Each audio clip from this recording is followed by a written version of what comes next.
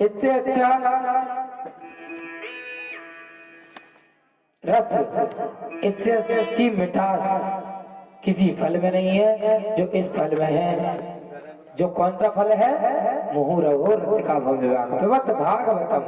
जो भागवत नाम का जो फल है उसका रस खाया नहीं जाता, उसका रस तो केवल पिया जाता है। बहुत लोग कहते हैं महाराज क्या कथा सुने, आज यहाँ तो कल वहाँ, लेकिन इस मनुष्य जीवन में बड़ी सुंदर बात कही है। और सच्चा श्रोता वही है जो कथाओं को बार बार सुने। क्यों? क्योंकि कथाओं को जितना आप श्रवण करोगे, अपने हृदय में उतारोगे, उतना आपका हृदय पवित्र होगा। इधर बहुत बहुत बहुत सुंदर बात आई। कैसी? जो मनुष्य का जीवन हमको मिला है, इस जीवन में अगर हमने कथा नहीं सुनी तो हमारा जीवन जीने का, हमको इस पृथ्वी पर जीवन मिलने का कोई मतलब नहीं निकलता। और जो भगवान की कथा से आगाज आते हैं, मतलब उनको बहुत लोग कहते हैं महाराज कथा कितनी सुने, मन भर गया कथा सुन सुन करके। बहुत लोग कहते हैं ना, अरे कहाँ तक कथा सुने, मन भर गया हमारा। तो भैया संसार से मन भर जाएगा पर कभी कथा से मन नहीं भरे, ऐसा अपने मन को बनाओ। अगर आपका कथा से ही मन भर गया फिर आपका जीवन लेना इस संसार में तो व्यर्थ है। तो क्या कहा है? 3 प्रकार के श्रोता होते हैं। कैसे कैसे? एक होता है श्रोता जो कथा में आए और बढ़िया एक उन्होंने कोना देखा, खम्मा देखा, उससे टिक के और सो गए। 4 घंटे कब निकल गए पता नहीं चला। वो एक कौन सा श्रोता होता है? श्रोता। फिर दूसरे नंबर पे किसका नाम आया? श्रोता। श्रोता किसको बोलते हैं? जो कथा में तो आते हैं लेकिन इधर उधर की बात करते हैं, ना खुद कथा सुनो ना दूसरे को सुनने दो। कि खाऊंगा नहीं तो खाने भी नहीं दूंगा, वो वाला हाल करते हैं कुछ लोग। हम आपको देख करके नहीं कह रहे, भागवत में लिखा है 3 प्रकार के श्रोता हैं। पहले है श्रोता जो कथा में आकर के सो जाते हैं। दूसरे है श्रोता, जो श्रोता होता है ना सुपारी काटने वाला, उसका काम क्या है? काटना। वो तो काटेगा बार बार। तो कथा में आए, खाए जी तुम कल नहीं आए, कल कितने बढ़िया आनंद आया, का करा बहना काम लगे रहते। फिर दूसरी से कह रही कहे साड़ी कहाँ से लाई था, बड़ी अच्छी लग रही। तो उसका काम क्या है? बात करना। तो कथा में आने का कोई मतलब ही नहीं निकलता उनका। और रोएंगी तो तीसरे दिन की कथा फिर कह देंगे, क्योंकि ये तो रीति है, रघुकुल रीत सदा चली आई। वो तो बात करने की रीति है, वो कभी खत्म थोड़ी होगी। तो तीसरे हैं श्रोता जो मन लगा करके कथा को श्रवण करते हैं। तो आप श्रोता और श्रोता को छोड़ करके अगर आप श्रोता रूप में अगर यहाँ विराजमान होंगे तो हमारा भी मन लगेगा और आपका भी चित्त कथा से जुड़ा रहेगा, मेरे ठाकुर से जुड़ा रहेगा। क्यों? क्योंकि बाबा कहते हैं, बाबा तुलसीदास जी क्या कहते हैं पता है? जिनकी कथा से मन भर जाता है वो राम चरित जी सुनते अगाई, राम चरित जी सुनते अगाई, राम चरित जी सुनते अगाई, ओ राम चरित जी सुनते अगाई, रस विशेष जात नाथ निनाई, रस विशेष नाथ निनाई, जिन हरि कथा सुनी नहीं गाना, जिन हरि कथा सुनी नहीं गाना, जिन हरि कथा सुनी नहीं गाना, जिन हरि कथा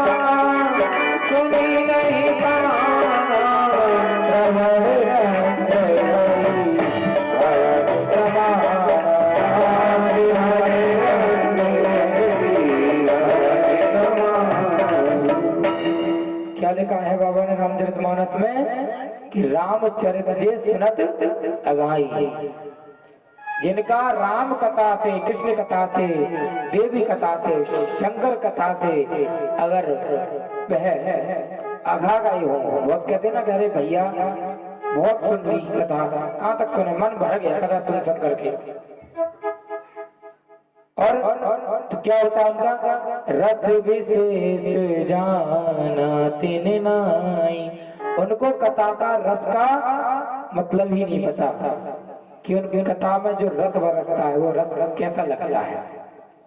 तो दूसरी चौपाई में क्या बोला, जिन्हें हरि कथा, जो जिसने हरि की कथा को श्रवण नहीं किया, सुनी नहीं काना, जिन्होंने, मैंने कल क्या बताया कि हर चीज का एक कर्म होता है, कानों का कर्म क्या है, सुनना, तो उन्होंने कथा नहीं सुनी। श्रवण रंगे यही भवने समान, सांप का बिल होता है, इधर से निकला सांप उधर से निकल जाता है, तो इधर की बात इधर से निकल जाए। आजकल के ऐसे श्रोता हैं, 4 घंटे कथा में तो आए लेकिन इधर उधर की बातें कर कर चले जाते हैं। जिन्होंने कथा नहीं सुनी, जिनके कानों ने कथा नहीं सुनी, वो सांप के बिल के समान उनके कान माने गए हैं। और कथा को तो मुंह रहो रसगा भविभाव का, बार बार पियोगे तो बड़ा आनंद मिलता है। सूत जी से सोनक जी ऋषि कहते हैं, आप इतिहास के जानकार हो, पुराणों के ज्ञाता हो महाराज, इसलिए आपसे कुछ पूछने का मन है, कुछ जानकारी लेने का मन है। तो सूत जी ने कहा, पूछिए। सोनक जी बोले, महाराज आपसे 1 नहीं 2 नहीं, हम आपसे 6 प्रश्न करेंगे। कि 6 प्रश्न क्या है? तो आज कथा को सुनने पूर्व इन 6 प्रश्नों को अच्छे से समझना। तो पहला प्रश्न उन्होंने किया कि भगवान मानव के लिए परम धर्म क्या है? जो पहला प्रश्न किया, कौन सा? कि मानव के लिए परम धर्म क्या है? जैसे कल नारद जी को आकाशवाणी में कौन सा वो मिला कि सत्कर्म क्या है, और इसमें क्या पूछा गया है कि परम धर्म क्या है? फिर उन्होंने कहा कि महाराज दूसरा प्रश्न महाराज ये है कि जब हम पूजा करने जाते हैं, मंदिर में जाते हैं, तो किसको पूजे अथवा किसको ना पूजे? कोई कहता है कि राम जी को पूजते हैं, कोई कहता है कृष्ण को पूजो, कोई कहता है भोलेनाथ को पूजो, कोई कहता है देवी को पूजो। तो किसको पूजे और किसको नहीं पूजे महाराज, हमें यह बताइए। तीसरे में उन्होंने कहा कि वेद में परमात्मा को अजन्मा कहा है, तो भगवान ने कौशल्य मैया के, सुमित्रा मैया के और ऐसे अयोध्या में जन्म क्यों लिया, इधर देवकी के गर्भ से जन्म क्यों लिया? जब वेदों में उनको अजन्मा बताया गया है तो उन्होंने जन्म कैसे लिया महाराज? चौथा प्रश्न उन्होंने किया कि भगवान के कितने अवतार हुए हैं प्रभु? कोई कहता है 8 है, कोई कहता है 4 है, कोई कहता है 25 है, कोई कहता है 50 है। तो महाराज कृपया करके उस पर दृष्टि आप डालोगे कि भगवान उनके कितने अवतार हुए हैं भगवान के। 5वां प्रश्न बताया है कि वक्ता वो श्रेष्ठ नहीं जो छोटी सी बात को बड़ा बना करके बोले, वक्ता वो श्रेष्ठ है कोई बड़ी बात को भी छोटे शब्दों में आपको समझा दे, वो श्रेष्ठ वक्ता है। और इसलिए हमको बताएं कि वक्ता का कौन सा श्रेष्ठ माना गया है। और उन्होंने 6वां प्रश्न किया, भगवान जब अपनी लीला को समाप्त करके, हमने सुना है कि वो अपनी लीला को समाप्त करके चले गए, तो वह कहाँ गए? और श्री कृष्ण ने जब अवतार लिया तो वह अवतार लेते समय गोविंद के नाम से जाने गए। उन्होंने कहा कि मैं पृथ्वी का भार उतारूंगा। तो गीता में कहते हैं, धर्म संस्थापनार्थाय संभवामि युगे युगे, हर युग में मैं अवतार लूंगा और पृथ्वी का भार उतारूंगा, पृथ्वी से दुष्टों का नाश करूंगा। आज ऐसे 6 प्रश्न उन्होंने किए, तो आज उनके 6 प्रश्नों का उन्होंने उत्तर दिया। अब उत्तर सुनो। उन्होंने कहा आखिर धर्म की परिभाषा मनुष्य के लिए सबसे बड़ा कर्तव्य रूपी होती है। वो क्या है? किसी की भावनाओं को कभी ठेस ना पहुंचे, किसी का हमसे कोई ऐसी बात ना निकले कि किसी का दिल दुखे। परम धर्म वही है जो परमात्मा के चरणों में लग जाए, परमात्मा के चरणों में विरक्त हो जाए कि बस प्रभु अब आपके अलावा कोई नहीं इस संसार में मेरा। केवल परम मानी पर जो किसी पर पुरुष के लिए मतलब पर व्यक्ति के लिए वो समान बना रहे, परम धर्म है। उन्होंने कहा दूसरा पूछा कि महाराज किसको जावे मंदिर जावे, किसको पूजे किसको नहीं पूजे? तो भगवान आज सूर्य महाराज कहते हैं भैया जब मंदिर में जाओ तो पूजना तो सबको चाहिए, लेकिन आजकल विडंबना बड़ी खतरनाक हो गई। कैसी? कोई किसी के यहाँ गया भैया काम में मन ना लगे, पैसा ना रोके तो का करो जावे, कुछ मत करो, हनुमान जी की पूजा करो, चूल्हा चढ़ाओ। 3 महीना खूब आने जय हनुमान ज्ञान गुण सागर को पूजा पाठ करे, हनुमान चालीसा के पाठ करे। 3 महीना जैसे गुजरे बाका जो आराम ना दिखो, इतने हनुमान जी ने सोची के जाए आराम देवो चाहिए। अब जब तक हनुमान जी आराम देने की सोच ही रही थे, जब तक तो माने दूसरे जानकार का जाकर पूछ ले भैया 3 महीना से हनुमान जी पूछ रहा हूँ, कचू अंतर ही ना दिख रहा, अब तय बता दे क्या करो। तो दूसरे ने और ज्यादा बड़ा ज्ञान दी, कुछ मत कर, तू तो दुर्गा मैया को पूछ। भैया उसका मन हट गया हनुमान जी से। अब उसने दुर्गा चालीसा के पाठ करना प्रारंभ किया, नमो नमे अम्बे दुख करनी सुख करनी। अब तो हनुमान चालीसा छूटा, दुर्गा चालीसा चालू। माने 5-6 महीने इनको भी सुना, बढ़िया खूब पूजा पाठ करी। अब मैया ने भी सोचा कि इसको आराम दिया जाए, मैया ने सोचा आराम दिया जाए, जब तक वो सोचा कि अब तो 6 महीना हो गए, जब 3 महीना में हनुमान जी आराम ना दे पाए, 6 महीना मैया नहीं दे पाई, तो अब किसी और के यहाँ जाए। उसने तीसरे के यहाँ पहुंचा, भैया कहा अरे तू कच्चू मत कर, तू तो बढ़िया अपने भोलेनाथ को पूज। बढ़िया 5 महीने उसने 8-10 महीने भोलेनाथ ही पूजे, कोई अंतर ना देखा। तो मतलब कहने का मतलब क्या है? तो आज सूत जी बोले भैया प्रतिष्ठा सब में रखो, निष्ठा केवल एक में। मतलब पूजो सबको, मानो एक को। अगर आप देवी की आराधना कर रहे हो तो आराधना देवी की करते रहो, भले आप हनुमान चालीसा भी साथ में करते रहो।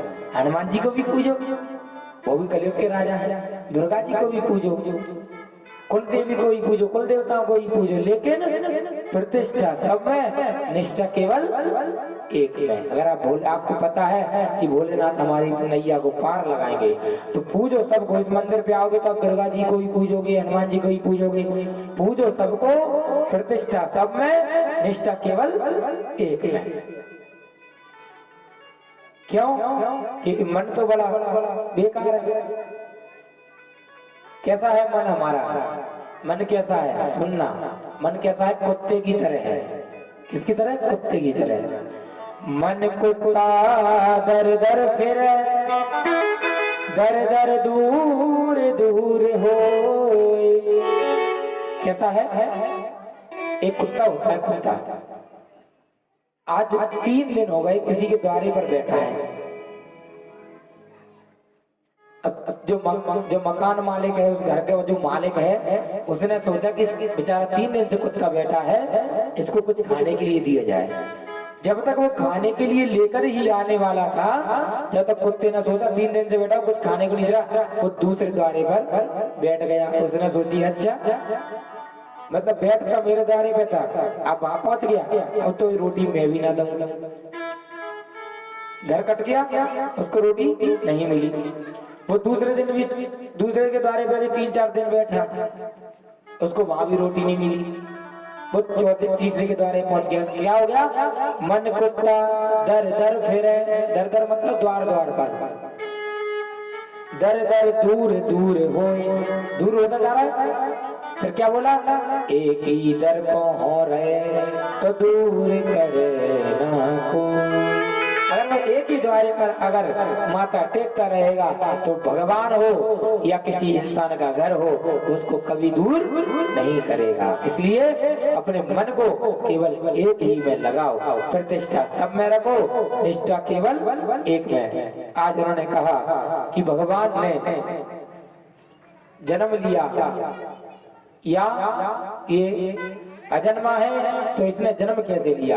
तो भगवान की हम क्या बोलते हैं, भैया भगवान ने ना जन्म लिया ना वो अजन्मा।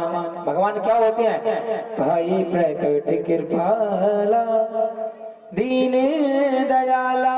भगवान ना जन्म लेता ना वो अजन्मा। भगवान क्या होते हैं, प्रकट होते हैं। इसको हम नहीं भूल रहे। राम स्तुति में सुना होगा ना आपने, भाई प्रकट कृपाला। भगवान क्या होते हैं, प्रकट होते हैं। आज उन्होंने कहा कि भगवान के भैया हमें 24 अवतार के तो दर्शन कराओ कि ये 24 अवतार कौन कौन से हैं। आज उन्होंने कहा कि 24 अवतार तो देखो ऐसे हैं कि भगवान ने जब जब अवतार लिए हैं, जब जब अवतार लिए हैं तो किसी न किसी कारण बस लिए हैं। आज भगवान के 24 अवतारों का वर्णन सुनाया, गिनते जाना, क्योंकि मैं तो जीरो हूँ, मेरी गणित थोड़ी खराब है, तो आप गिनते जाना उंगली गिनती करके। कि पहला उन्होंने जो जन्म लिया वो सनकादिक ऋषियों के रूप में लिया। जो कल की कथा में आपने सुना था कि 4 भाई हैं, सनक, सनंदन, सनातन और सनत कुमार। ये भगवान का पहला रूप हुआ। चारों का एक ही रूप हुआ। कितने रूप हो गए, एक। दूसरा उन्होंने लिए 12 भगवान के रूप में। तीसरा संत नारद के रूप में। चौथा नर और नारायण के रूप में। पांचवा उन्होंने श्री कपिल देव के रूप में। छठवा दत्तात्रेय के रूप में और सातवां यज्ञ नारायण के रूप में। आठवां उनका ऋषभ देव जी के रूप में। नवा पृथ्वी महाराज के रूप में और 10वां मत्स्य अवतार के रूप में। 11वां कश्यप अवतार के रूप में। 12वां धन्वंतरी अवतार और 13वां मोहिनी अवतार और 14वां नरसिंह अवतार। 15वां वामन अवतार। 16 श्री परशुराम जी का अवतार। 17 श्री महर्षि वेदव्यास जी का अवतार और 18वें में श्री प्रभु हमारे इस धराधाम पर आए श्री राम। 19वां श्री बलराम जी का शेष अवतार और जो 20वें अवतार में है कन्हैया का अवतार और 21वां जो अवतार है श्री हरि अवतार। 22वां जो अवतार है हंस अवतार। जो 23वां अवतार है बुद्ध अवतार। तो जो 24वां अवतार है वो सूक्ष्म रूप से हो भी चुका है और सूक्ष्म रूप से अभी पूरा हुआ भी नहीं। जब पृथ्वी पर पाप ज्यादा बढ़ने लगेंगे जब जाकर के भगवान का 24वां अवतार होगा जो कल्कि के रूप में इस धराधाम पर होगा। इस पृथ्वी पर जब उनका अवतार होगा इस पृथ्वी को पुनः जलमग्न कर दिया जाएगा और पुनः फिर से सृष्टि का वर्णन पूर्णतः शुरुआत से होगा। और उन्होंने कहा कि प्रभु राम कृष्ण कैसे हैं, तो उन्होंने हमने कल भी बताया राम कृष्ण दो एक हैं। राम और कृष्ण दोनों एक समान हैं। अच्छा, अब तो उन्होंने 5वां प्रश्न जैसे बताया। 5वां प्रश्न, क्योंकि देखो जिधर प्रश्न हुए तो उन्होंने अपने प्रश्नों के उत्तर भी दिए। 4 प्रश्न उनके किए और 5वें प्रश्न में उन्होंने कहा कि भगवान आप ये बात बताइए कि भक्ता श्रेष्ठ कौन सा है। वक्ता वही श्रेष्ठ है जो कथा की मर्यादा बनाए रखे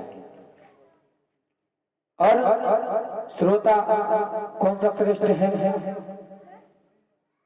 जो सब काम एक तरफ और भागवत जी का काम एक तरफ। आपसे फिर बोल रहा हूं पुनः, यह कथा देवताओं को स्वर्ग लोक में भी दुर्लभ है, वो सुन नहीं पाते। भैया काम तो लगे रहेंगे पर जो कथा में आपको 4 घंटे का समय वो ही आप नहीं निकाल पा रहे, बहुत बड़ी विडंबना है। क्यों? क्योंकि देखो संसार के माया जाल में तो सब उलझे पड़े हैं, कोई फ्री नहीं है, सबको काम है। और इस संसार में तो सबसे बड़ी बात यह है कि समय की बड़ी कीमत है। तो इसलिए मैं क्या होता है कि संसार में हम समय नहीं निकाल पाते। जब तक जिंदगी रहेगी फुर्सत न होगी काम से, कुछ समय ऐसा निकालो कथा सुनो आराम से कम कथा तो आराम से सुनो, या प्रेम करो मेरे राम से। भैया कम से कम प्रेम नहीं कर पा रहे तो कथा तो सुन सकते हो। अब कथा में ही अगर आपको 4 घंटे न जाने कितने बड़े लगते हैं, और यहीं पे अगर कोई वैसा और कुछ कार्यक्रम हो रहा होता नाचने गाने वाला, तो पूरी रात आप शॉल रजाई उड़े बैठे रहते हैं रात में। अभी तो फिर भी दिन है। तुझे पता है क्या है, अभी कलयुग का 24वां अवतार हुआ नहीं है, फिर भी जे उसका प्रभाव पड़ना प्रारंभ हो गया है। इसलिए जो भी कथा है, फिर उन्होंने कहा, 6वां प्रश्न किया कि भगवान अपनी लीला को समाप्त करके कहाँ गए। 125 वर्ष की आयु प्राप्त करके भगवान परम धाम को चले गए। क्यों? क्योंकि भगवान हर जगह व्याप्त है। अब भगवान कहीं नहीं गए, भगवान कहाँ विराजमान हुए हैं? आकर के साक्षात श्रीमद् भागवत में आकर के विराजमान हो गए। भगवान के शरीर की मुक्ति तो हुई, भगवान परम धाम को गए, लेकिन आकर के विराजमान कहाँ हुए हैं? इस कथा में, श्रीमद् भागवत। अब उन्होंने कहा कि महाराज कथा को आगे बढ़ाया। जो सोनकादिक ऋषि थे बोलने लगे सूत जी महाराज से, प्रभु एक बात बताइए कि यहाँ पर सुखदेव जी महाराज कैसे और कहां से प्रकट हुए हैं? अब तो सुखदेव जी महाराज को वैसे हम कहते हैं कि राधा रानी और मेरे ठाकुर का विवाह नहीं हुआ, उनका विवाह हुआ भांडेर वन में, जो जमुना की पल्ली लंग और हुआ, और उनके लेकिन पुत्र प्राप्ति नहीं हुई। जो सुखदेव जी महाराज हैं वो किसके पुत्र हैं? वो मेरी प्रिय ठाकुरानी श्री राधा रानी के पुत्र हैं। वो कैसे हैं? भगवान ने सुख और सुखी का रूप लेकर के जिस अंडे को कैलाश पर्वत पर छोड़ा था, इस कथा को विस्तार से सुनिए आप। एक समय की बात है, श्री नारद जी महाराज ने मन में विचार किया कि मैंने संसार के समस्त प्राणियों में लड़ाई करवा दी, केवल एक जगह ऐसी है जहां लड़ाई नहीं होती। वो जगह कौन सी है? मेरे ठाकुर भोलेनाथ के यहाँ। कालों के काल महाकाल, 3 लोग बस्ती में बसे और आप बसे वीराने में। अब यहाँ प्रमाणित देख लो कि मैया अंदर बैठा दी, बोले हनुमान जी महाराज अंदर बैठा दिए, और खुद का बैठे हैं खुले में। बरसात हो तो भी उनको कोई गम नहीं, आंधी चले तो भी कोई गम नहीं, कुछ भी होता रहे, भोलेनाथ कहाँ बैठे? हमारे खुले में बैठे नीचे। कि 3 लोग बस्ती में बसे और आप बसे वीराने में। तो खुद तो ऐसे इधर उधर बैठे रहते हैं, कहीं शमशान में मंदिर है, कहीं पहाड़ों पे मंदिर है, और पूरे जगत को कहाँ बैठा है? सबको अपने अपने घर की छत दे रखी है। तो कहने का तात्पर्य कि बस वहां पर लड़ाई नहीं हुई। अब तो नारद जी महाराज अपने गुणगान करते करते पहुंच गए, और बड़े अर्थ की बात क्या, उस समय वहां पर भोलेनाथ नहीं मिले। तो वह पूछने लगे,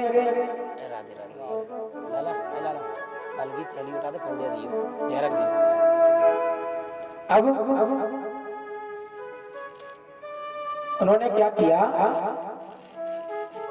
मैया को आवाज लगाने लगी, देवी, अरे देवी कहाँ हो? तुरंत आई। हाँ बाबा, एक रूप से उनके गुरु भी हैं। आओ आओ बाबा, विराजमान होइए, बैठिए। आज कैसे आना हुआ? कुछ नहीं देवी, इधर से निकल के जा रहा था तो मैंने सोचा कि मैं आपसे मिलता हुआ चलूं।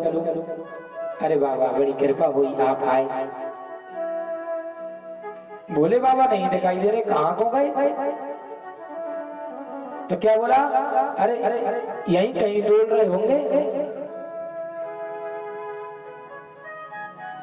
अच्छा कि देवी बात बताओ। बोले बाबा कैसे हैं? कि मेरे भोलेनाथ जैसा तो कोई है ही नहीं। क्या सब कहने की बात है? अरे क्यों क्यों क्यों? कि भोलेनाथ ने तो आपसे ना जाने क्या क्या छुपा रखा है। अरे महाराज, भोलेनाथ बाबा ने तो अपने गुरु मंत्र को भी मुझे बता रखा है और आप छुपाने की बात कर रहे हो। गुरु मंत्र से क्या होता है? आपको वो सब पता है? कि हाँ बाबा, सब पता है। कि क्या क्या पता है? कि जो आपको जो पूछना है मैं बताऊंगी। मेरे भोले बाबा के बारे में मुझे सब पता है। तो उन्होंने कहा कि देवी ये बात बताओ, जो भोले बाबा के गले में जो मुंडों की माला है उसके बारे में कुछ पता है कि नहीं?